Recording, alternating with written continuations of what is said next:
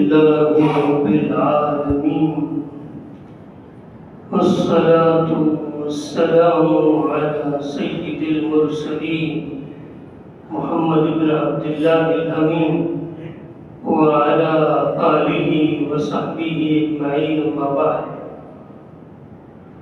أعوذ بالله من الشيطان الرجيم بسم الله الرحمن الرحيم ألا إن أولياء الله لا خوف عليهم ولا هم يحزنون الذين آمنوا وكانوا يتقون لهم البشرى في الحياة الدنيا وفي الآخرة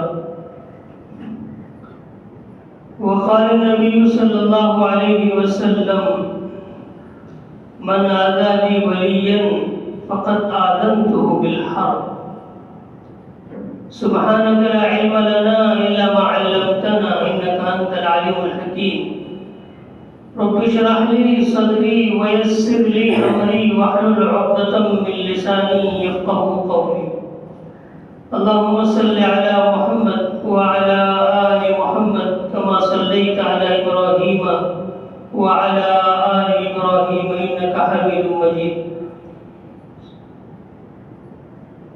محترم بزرگوں اور دوستو، اللہ تبارک و تعالی نے ہمیں جو دین عطا فرمایا وہ ایک مکمل دین ہے، ایک مستقل تہذیب اور کلچر ہے اور ایک آفاقی مذہب ہے اور مکمل دین ہے۔ اس میں کوئی پیوند لگانے کی، اضافہ کرنے کی، کم کرنے کی کوئی ضرورت نہیں، اس لیے کہ اس کے مکمل ہونے کا اعلان خود رب تعالی نے قرآن مجید میں کر دیا ہے۔ اليوم اکملت لکم دینکم واتممت علیکم نعمتی، آج میں نے تمہارے لیے تمہارے دین کو مکمل کر دیا اور میں نے اپنی نعمت کو پورا کر دیا اور میں نے تمہارے لیے اسلام کو بطور دین پسند کر لیا۔ اور ایک جگہ فرمایا وَمَن يَبْتَغِ غَيْرَ الْإِسْلَامِ دِينًا فَلَن يُقْبَلَ مِنْهُ، اسلام کے علاوہ کوئی بھی دین قابل قبول نہیں ہے۔ تو اس آیت کریمہ سے یہ بات معلوم ہوتی ہے کہ اسلام ایک مکمل دین ہے، اس میں کسی بھی قسم کی کمی بیشی کی کوئی گنجائش نہیں ہے، لیکن زندگی کے مسائل تو بہت سارے ہیں، زندگی میں ترقیاں ہو رہی ہیں، حالات بدلتے رہتے ہیں، زمانہ دن بدن آگے ہی بڑھتا چلا جا رہا ہے اور نئے نئے مسائل پیدا ہو رہے ہیں، تو اس کا حل کیا ہے؟ تو ظاہر بات ہے کہ آج تک کوئی ایسا مسئلہ زندگی کا نہیں ہے کہ جس کا حل فقہائے کرام نے، علماء کرام نے پیش نہ کیا ہو۔ جتنے ہمارے جدید مسائل ہیں، نئے نئے جو ہمارے مسائل ہیں، ان سب کا جواب مفتیان کرام ہمیں دیتے ہیں۔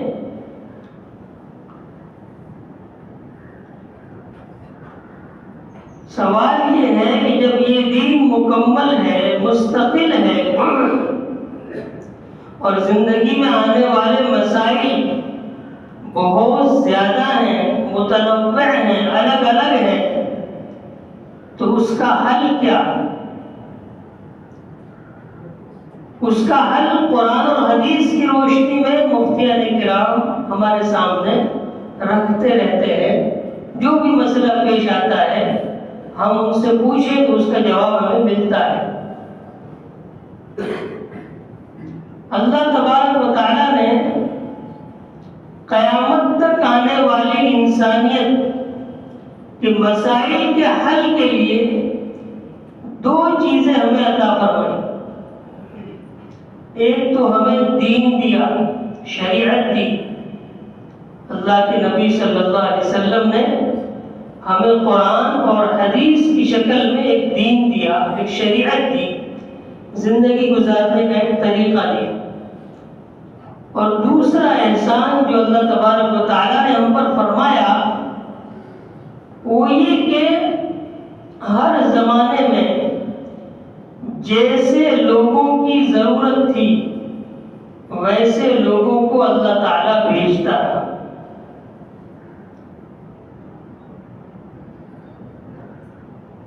اگر زمانے کے اندر منطق اور فلسفہ اپنی گمراہیاں لے کر آیا تو امام غزالی رحمۃ اللہ علیہ کو پیدا کیا۔ اگر عقلیت اور عقل ہی سے جو کچھ ہوتا ہے وہ ہوتا ہے، جو عقل کے سمجھ میں نہ آئے وہ ہمارے سمجھ میں آنے والی بات نہیں ہے، جب یہ فتنہ ہوا تو اللہ تبارک و تعالیٰ نے امام ابو الحسن اشعری کو پیدا کیا۔ جب روحانیت میں کمی آئی تو حضرت شیخ عبد القادر جیلانی کو پیدا کیا۔ آپ پوری تاریخ اٹھا کر دیکھ لیں، 1450 سال کی، ہر زمانے میں، ہر صدی میں جیسے انسانوں کی ضرورت پڑی اللہ تبارک و تعالیٰ نے ایسے اللہ کے ولی بھیجے، اللہ کے نیک بندوں کو اللہ تعالیٰ نے بھیجا۔ اس لیے کہ نبوت کا سلسلہ تو ختم ہو چکا ہے، اب کوئی نبی آنے والا نہیں ہے، تو یہ اس امت کی خصوصیت ہے کہ اللہ تبارک و تعالیٰ نے اس امت میں جیسے انسانوں کی ضرورت تھی، جیسے اللہ کے ولیوں کی ضرورت تھی، ایسے اللہ کے ولی اللہ تعالیٰ نے دنیا میں بھیجے، اس امت میں بھیجے۔ اس مذہب پر، مذہب اسلام پر، مسلمانوں پر، عالم اسلام پر حملے بہت ہوئے، عیسائیوں کی طرف سے بھی، یہودیوں کی طرف سے بھی، اور یورپین اقوام کی طرف سے بھی۔ اگر کوئی اور مذہب ہوتا تو کبھی کا وہ ختم ہو چکا ہو، لیکن اللہ تبارک و تعالیٰ نے ہر زمانے میں کچھ ایسے اللہ کے ولی، اللہ کے بندوں کو بھیجا جنہوں نے ان آنے والے مسائل کو، اس کا سامنا کیا، اس کا مقابلہ کیا اور اس کا جواب دیا، زبان کے ذریعے سے بھی دیا، قلم کے ذریعے سے بھی دیا، اپنی روحانی طاقت کے ذریعے سے بھی دیا اور اپنی مادی طاقت کے ذریعے سے بھی دیا۔ اس سے پوری تاریخ بھری ہوئی ہے۔ جو آیت کریمہ ابھی پڑھی گئی، الا ان اولیاء اللہ لا خوف علیہم ولا هم یحزنون، سن لو اللہ کے ولی وہ ہیں جن پر کوئی خوف ہوگا نہ غم، نہ وہ کسی سے ڈریں گے نہ ان کو کسی چیز کا غم ہوگا۔ اور پھر فرمایا الذین آمنوا وکانوا یتقون، یہ اللہ کے ولی وہ ہیں جو ایمان والے ہیں، تقوی والے ہیں۔ لہم البشریٰ فی الحیاۃ الدنیا وفی الآخرہ، ان کے لیے دنیا میں بھی خوشخبری ہے، آخرت میں بھی خوشخبری ہے۔ لا تبدیل لکلمات اللہ، اللہ کی کلمات میں کوئی چینجنگ، کوئی تبدیلی نہیں ہوتی، اور یہی بڑی کامیابی ہے۔ اس آیت کریمہ میں ایک بات تو یہ فرمائی گئی کہ جو اللہ کے ولی ہیں، جو اللہ کے دوست ہیں، جو اللہ والے ہیں، ان پر نہ کوئی خوف ہوگا نہ وہ غمگین ہوں گے۔ تو یہ خوف اور غمگین نہ ہونا اور ان کا نہ ڈرنا یہ کس اعتبار سے؟ تو اس کا جواب ایک تو یہ دیا گیا کہ اس سے مراد یہ ہے کہ جب یہ اللہ کے ولی اور اللہ کے نیک بندے جب جنت میں چلے جائیں گے تو انہیں کسی بھی قسم کا خوف نہیں ہوگا اور کسی بھی قسم کا غم نہیں ہوگا۔ لیکن اس پر ایک اشکال ہوتا ہے کہ بھئی یہ تو ہر جنتی کا معاملہ، جو بھی بندہ، کوئی بھی اللہ کا بندہ جنت پہ چلا جائے گا تو اسے کسی بھی چیز کا خوف نہیں ہوگا، کسی بھی چیز سے وہ غمگین نہیں ہوگا۔ اس لیے بعض مفسرین یوں کہتے ہیں کہ اس کا مطلب یہ ہے کہ اللہ کے نیک بندے وہ ہیں جن کو نہ دنیا میں کوئی خوف ہوتا ہے، نہ غم ہوتا ہے، اور نہ آخرت، یعنی خوف اور غم کے نہ ہونے کا تعلق دنیا سے بھی ہے اور آخرت سے بھی۔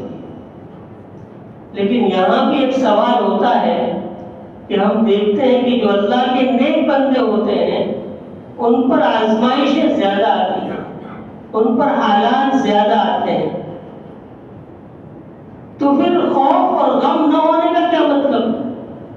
تو اس کا جواب یہ دیا گیا کہ جو اللہ کے نیک بندے ہوتے ہیں وہ دنیاوی چیزوں کے لیے ان کے اندر ڈر نہیں ہوتا ہے، دنیاوی چیزیں اگر نہ ملے تو اس پر وہ غمگین نہیں ہوتے۔ عام انسان جو ہے وہ معمولی چیزوں سے ڈرتا ہے اور اس کے لیے تدبیریں کرتا ہے، اگر کوئی چیز اس کو نہ ملے تو دل میں غم پیدا ہوتا ہے، کسک پیدا ہوتی ہے کہ فلاں کے پاس یہ چیز ہے میرے پاس نہیں ہے۔ یہ چیز اللہ کے ولیوں کے اندر نہیں ہوتی، دنیاوی اعتبار سے وہ بالکل بے خوف ہوتے ہیں، اور کوئی چیز اگر انہیں نہ ملے تو اس پر وہ غم نہیں کرتے ہیں، ان کا مطمع نظر اور ان کی نگاہ جو ہوتی ہے وہ آخرت پر ہوتی ہے۔ یہ مطلب ہے الا ان اولیاء اللہ لا خوف علیہم ولا هم يحزنون۔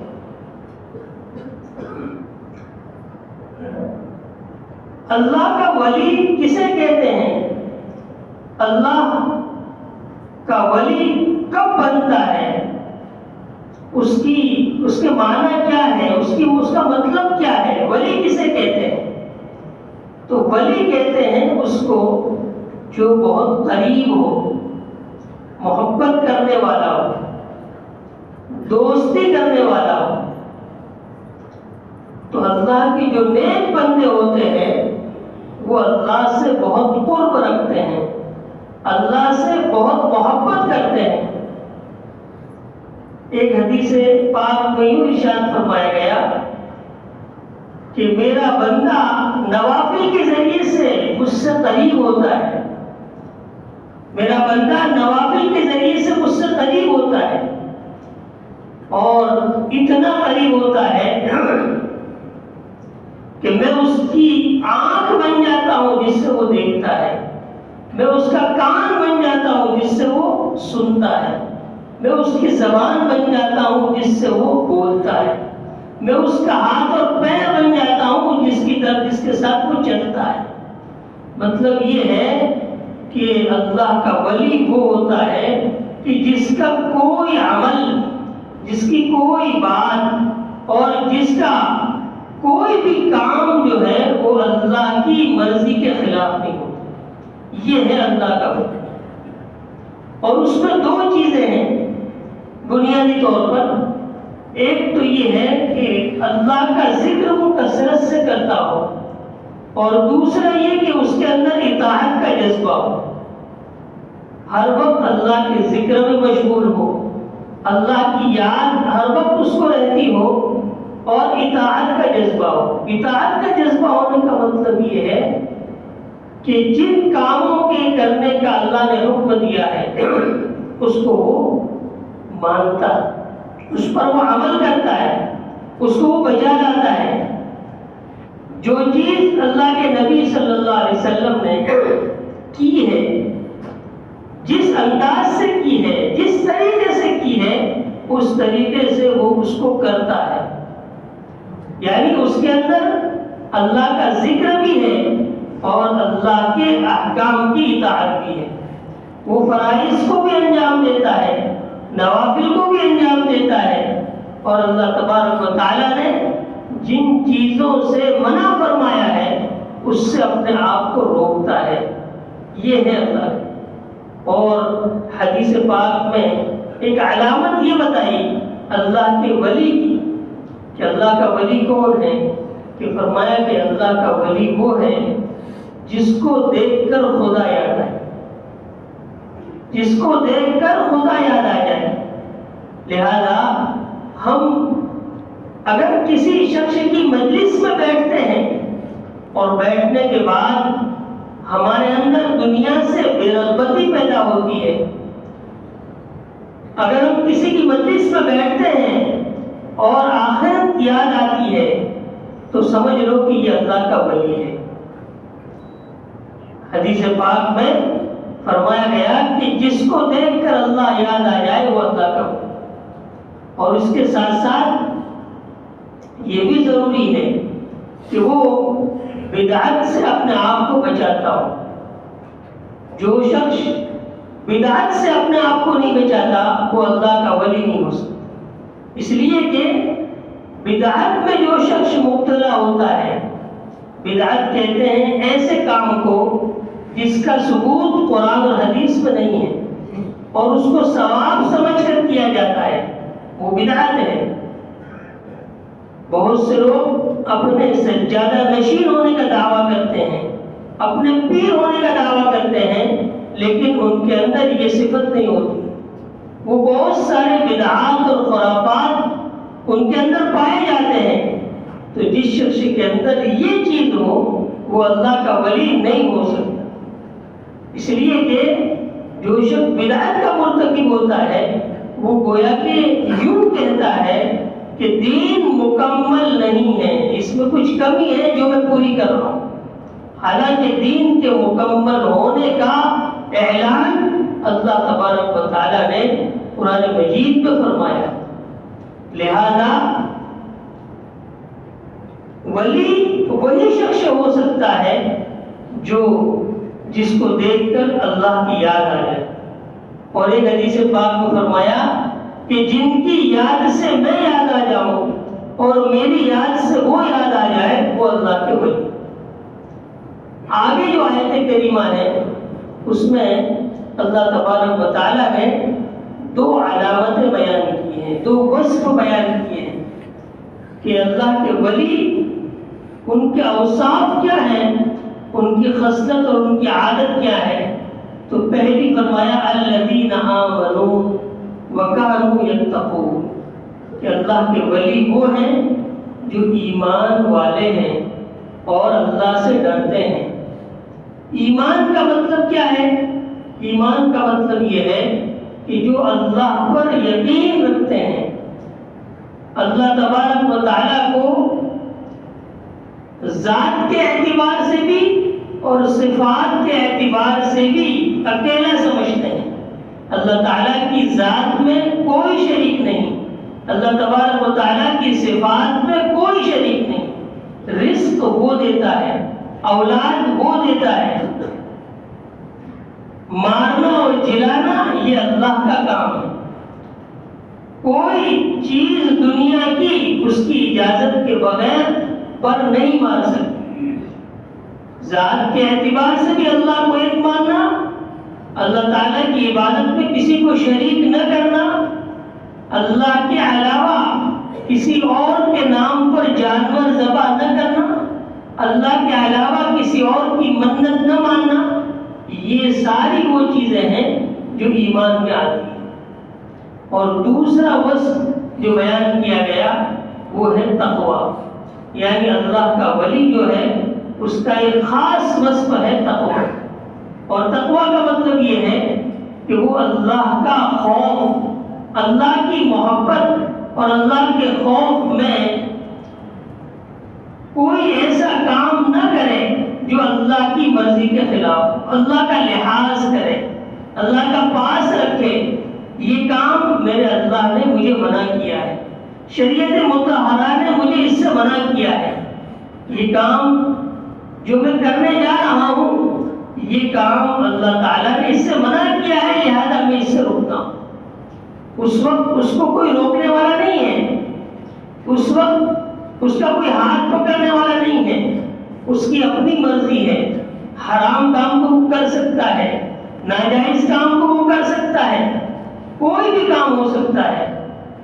تجارت کی لائن سے بھی ہو سکتا ہے، معاشرت کی لائن سے بھی ہو سکتا ہے، معاملات کی لائن سے بھی ہو سکتا ہے، وہ کوئی ایسا کام نہ کرے جو اللہ کی مرضی کے خلاف، کوئی ایسا کام نہ کرے جس کی شریعت مطہرہ نے اجازت نہیں دی ہے، بلکہ ایسا کام بھی نہ کرے جس میں شبہ ہے۔ بعض مرتبہ انسان ایسے کام کر بیٹھتا ہے، ایسا معاملہ کر لیتا ہے جس کے اندر شبہ ہوتا ہے، جس کے اندر شک ہے۔ بعض مرتبہ شبہ کی بنیاد پر جو کام کیا جاتا ہے وہ انسان کو حرام تک پہنچا دیتا ہے۔ حدیث پاک میں آتا ہے کہ یہ جو اللہ کی جو محرمات ہے اس سے بچو، اور جو چیزیں شک میں ڈالنے والی ہیں، جو شبہات والی چیزیں، ان سے بھی بچو، اس لیے کہ یہ شبہات میں ڈالنے والی چیزیں ایسی ہیں جو انسان کو حرام میں مبتلا کر سکتی ہیں۔ یہ اللہ کے ولیوں کے اوصاف ہیں۔ انہی اولیاء اللہ میں ایک شخصیت گزری ہے جن کو ہم پیران پیر کہتے ہیں، حضرت شیخ عبد القادر جیلانی، جو قطب العارفین ہیں، تمام پیروں کے پیر ہیں۔ انشاءاللہ آئندہ جمعہ کو حضرت شیخ پر بات ہوگی۔ وآخر دعوانا الحمدللہ۔